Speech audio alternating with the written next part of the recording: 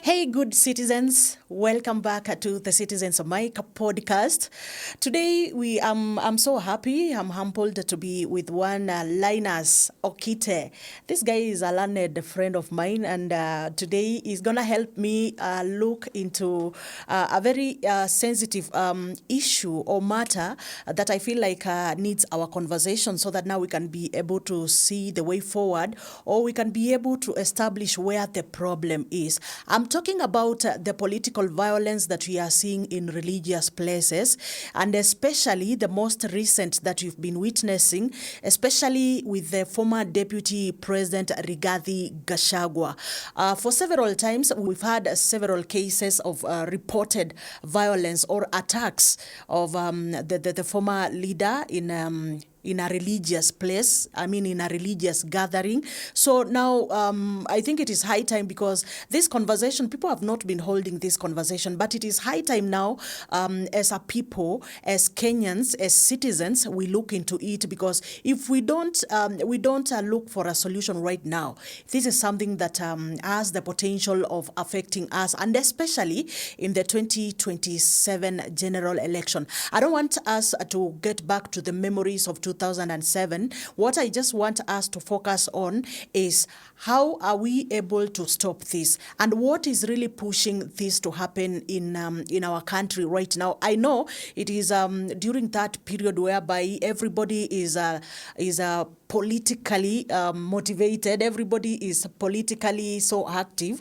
so as we gear towards 2027 elections. But now this is a problem. I know the church, the foundation of the church, all the religious places, I know so many scholars look at it as a political organization. By the I don't know why. Maybe you're gonna help me look at that. But so many people say that churches, but it is true that churches, religious places have really played a very critical role in the shaping of in the politics of any country, and even in the running or the governance of any country. That is quite true, because we have so many followers in churches, we have so many followers in mosque, we have so many followers in different places of worship. But now my question is, have we forgotten that churches, sacred places, have we forgotten the main purpose of people gathering in these churches, in these religious places, is to worship? But right now, it's like we have taken politics right into the church. I know churches have played that critical role in politics, but why are we making the churches to be battlefields for politics? That is my question today. So karibuni sana kwa The Citizens Mike podcast. Leo vile nimesema, I am joined by one Linus Okite, who is going to help me. Tunafanya tu mazungumzo. So nataka kusikia tu yeye view yake ni gani, lakini kabla ya hapo kwanza wacha tuambie yeye ni Linus kutoka wapi na anafanya nini. Thank you very much, Tricia. My name is Okite Linus. I'm a data analyst by profession.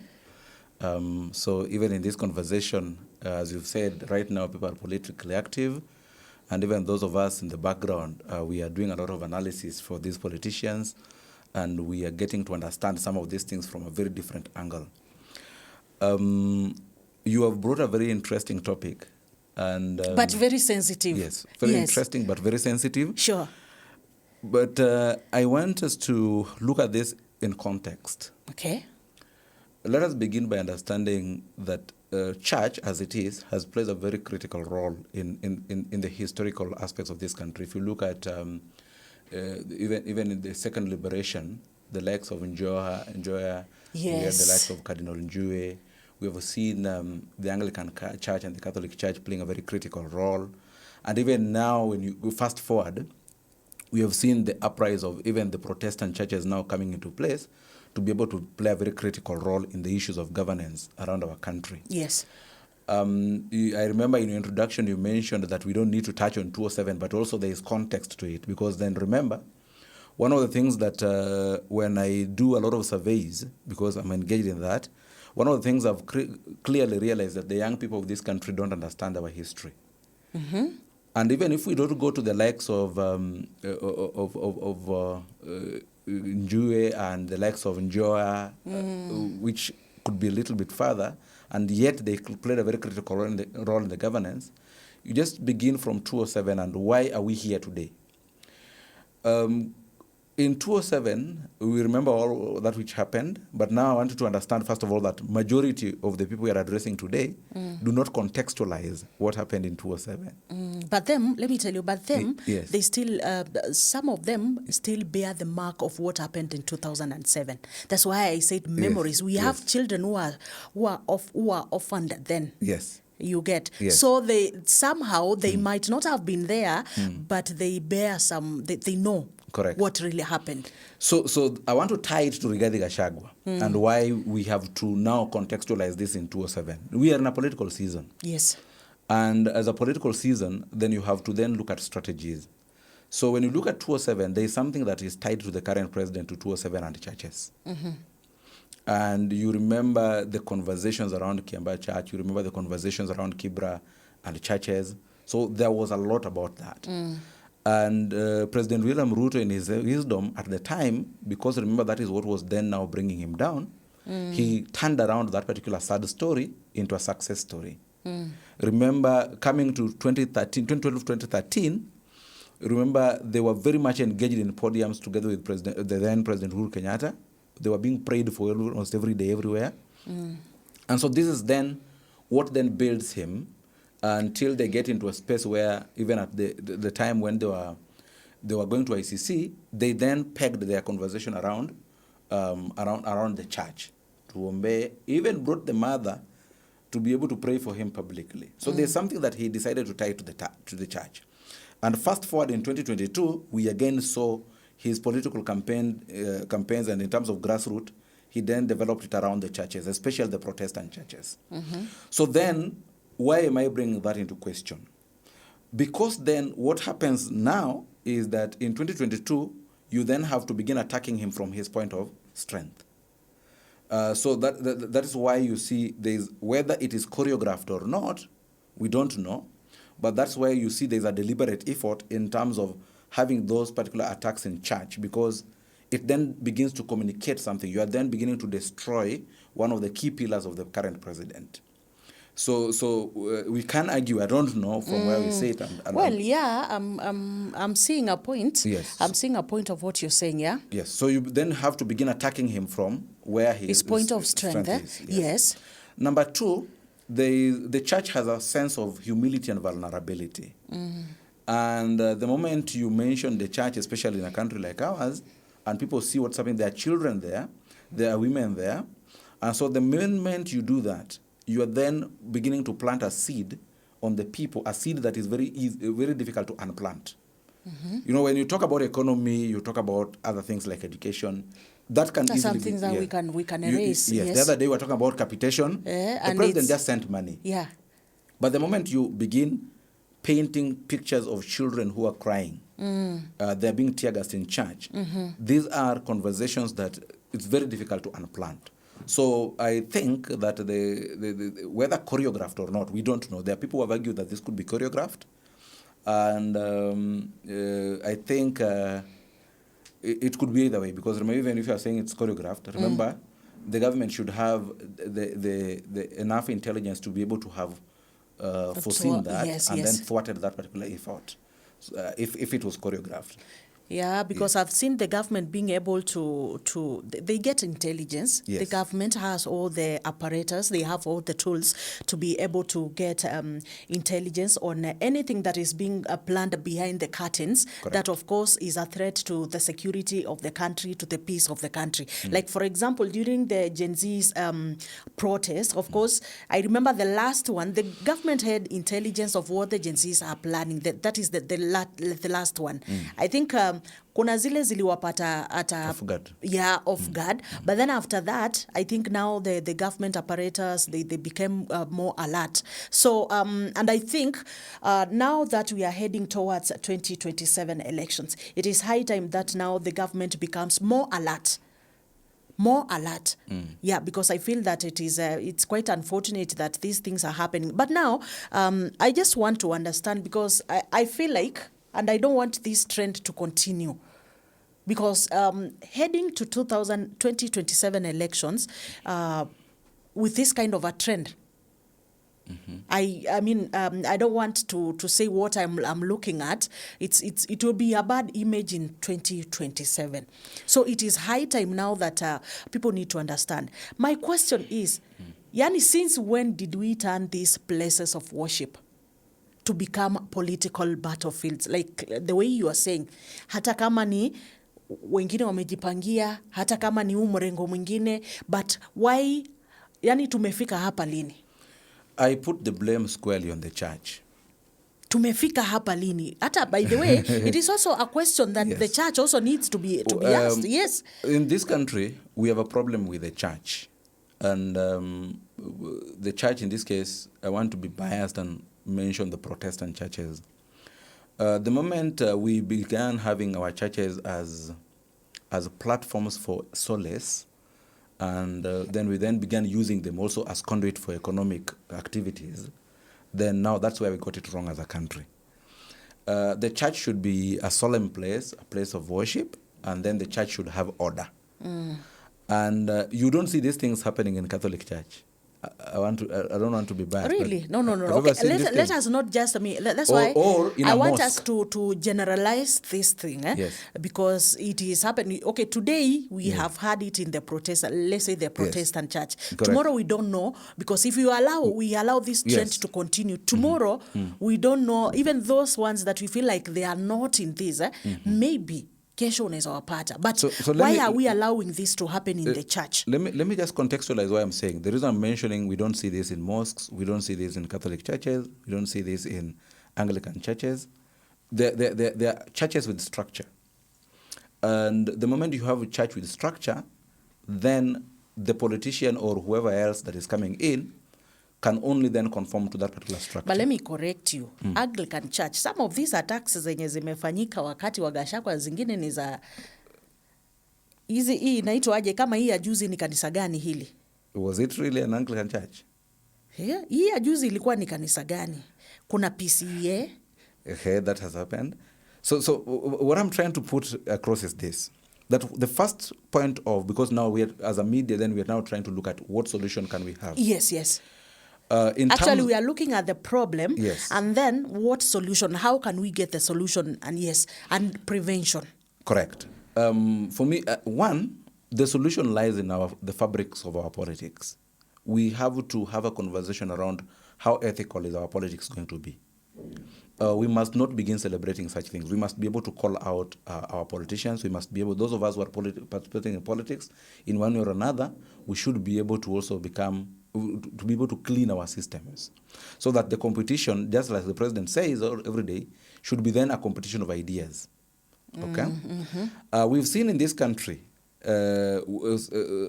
different divides even sharing the same platform. Sure. And they didn't attack each other. So even at national level, that is the first thing that we need to do. We need to clean our politics, okay? Number two, I think the security apparatus in this country have been weaponized for a long time. And it's very important that we have that conversation around how then do we also ensure that our security apparatus are independent in terms of, and by independence, there are a lot of things that then encompass that particular independence. Already, the current administration had actually tried to make the Inspector General and the entire whole system independent. And even in terms of budgetary allocation, they are actually even also further independent. Okay? Yes, yeah. But when you look at the itemization of these things, if you look at in terms of pay of police officers, you look at in terms of the infrastructure, how they live in their houses, how are they taken care of, the social aspect of it, there is still a lot to be done.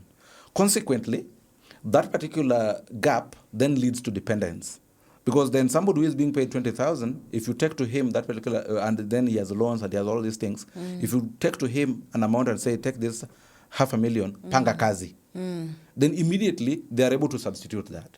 But somebody else who is dependent, who is not able, who has a life to live, who understands that there is something to life more than just money, because they are well empowered, then I think they will not be able to engage in such. Finally, the people. Remember, you have mentioned something very interesting, that there is always the planning that happens before these attacks happen. So then we as a people, how then can we also be able to take part in terms of exposing these things, in terms of standing out for our rights, in terms of having very tough conversations, even putting away these kinds of quote-unquote goons away from this kind of conversation. So I think it's a multifaceted, a multi-stakeholder conversation. The church has to play their role, the security apparatus have to play their role, the people have to play their role, and even the politicians have to play their role if we have to see these kind of things going down coming 2027. Yeah, true. Because even when you're saying that the churches themselves are also to be blamed. Correct. Yeah, to be blamed, because they are the ones who are giving these politicians that platform. Yes. So I don't know, are we going to reach at that point whereby we will not be allowing politicians to churches? Are we heading to that point? Yes, we should not allow politicians in churches. A politician is also a believer. In terms of, yes, a politician should come to church. Let me give a very clear example of what happened recently. Winnie Odinga and the brother were in a church in Kibra. Yes. And when she was given a chance to speak, what did she say? She said she's not going to talk politics at that moment. She leaves it to the ground. And she went to Kamukunji and ended up doing her politics in Kamukunji. That is the way to go. That is a precedence that should be set across. I've had a privilege of growing up in a church environment. And on the first hand, 2013, and I don't want to mention specifics, I was staying in a church compound. And at that time, my mentor is a priest. The politicians could come. But he did something very interesting. When politicians came, he finished the mass service, completed everything, and once that is done, he politely told congregants that please let us step outside the church and listen to the politicians if they have to speak to us. Waende wazungumzie nje. Correct, because now remember, the most Catholic churches also have halls.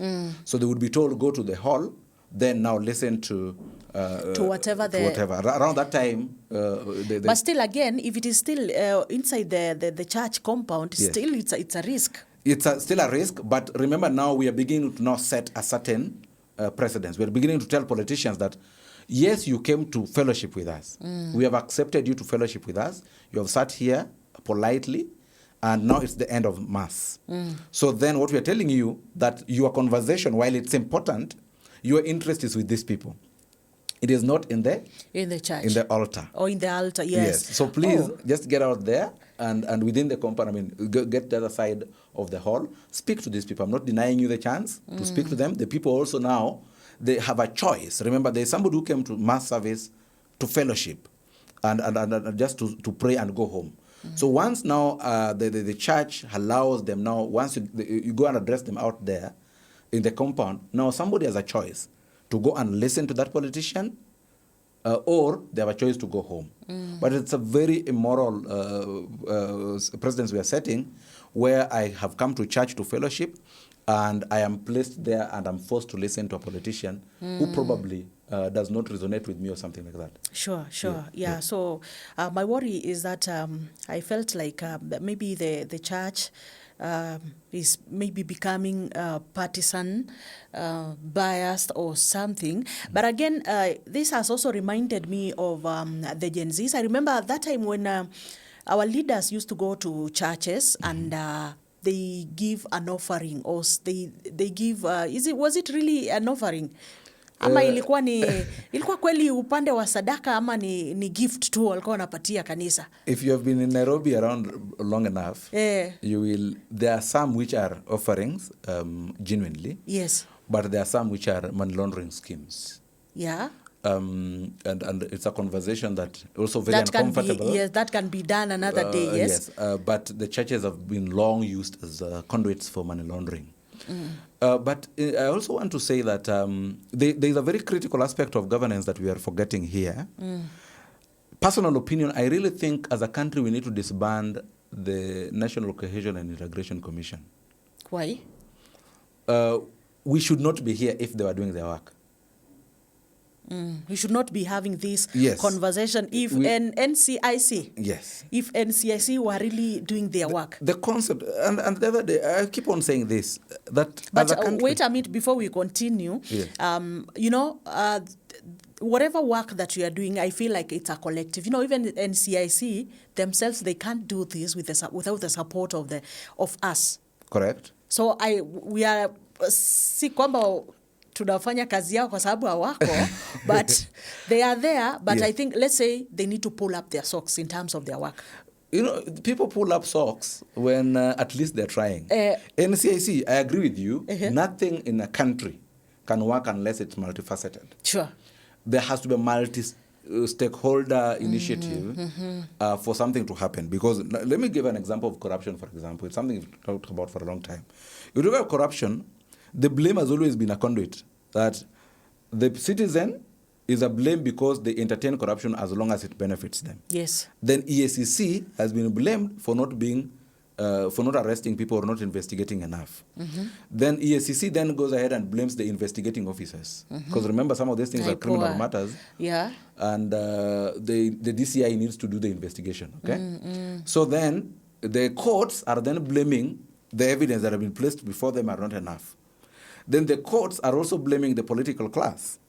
And we have seen that in this country, a situation where we had, remember the PLO Lumumba time, when we had evidence, we had everything else, but then when it touched on the politicians, that is one of the very few occasions in this country that Parliament had to sit up to midnight to remove PLO. Because, so in such a respect, we are seeing that there is a chain, so we just need to find out from where do we start the cleanup. But if you look at NCIC, there's nothing they're doing. And they are very partisan. Who is even the chair of the NCIC today? Who are the commissioners? But they're very partisan. One of the commissioners I know, for instance, the other day was condemning the issue of Rigathi Gachagua in churches. But previously was with Rigathi Gachagua in a church when Rigathi Gachagua was saying the police will do what they're doing. So then you see this is a commissioner who has then taken sides. Why? Because she is doing what? She's running for office and probably believes Rigathi Gachagua is going to be like the kingmaker at that particular stage in time.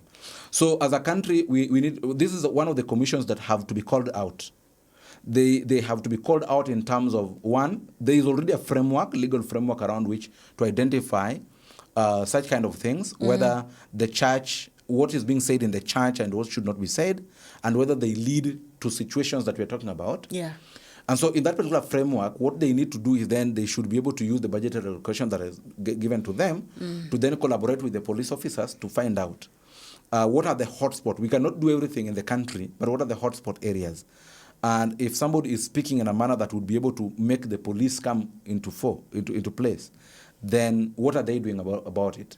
We have never seen NCIC even arrest somebody in this country. So for me, I really think that the president needs to crack the whip on such commissions. On such commissions, yes. Yeah. I think if we really, each and every one of us really plays their role, we are calling out the church, calling out even the worshippers. Okay, when we say church, please understand me, we are talking of the religious places, all of them, because today it's the church, tomorrow you don't know where they will be going. So now it's just a call to the church, a call to the worshippers, a call to us citizens, a call to NCIC, a call to the president, a call to just everyone that we have a responsibility. We need to stop this before it escalates to something serious. Now that we are heading to 2027 elections, it is something that we really need to work on and ensure that we are not part and parties of such a vice which is happening. Let us leave these churches as the sacred places they have always been. Let churches be that place whereby somebody who is down spiritually, somebody who just wants to go and worship, somebody who wants a place they would want to feel loved by fellow worshippers, let that place remain that way. so that now we can we don't start bringing disrespect to the places of worship. That is quite unfair. Yeah, so I think up to that moment, thank you so much for choosing the Citizens Mic podcast. This is the only podcast that you need to listen, to watch, to be party and parcel of. So please, until next time, let us remember that we have a responsibility to play. Thank you so much, bro, for coming. Let's continue with the conversation. Thank you. Thank you.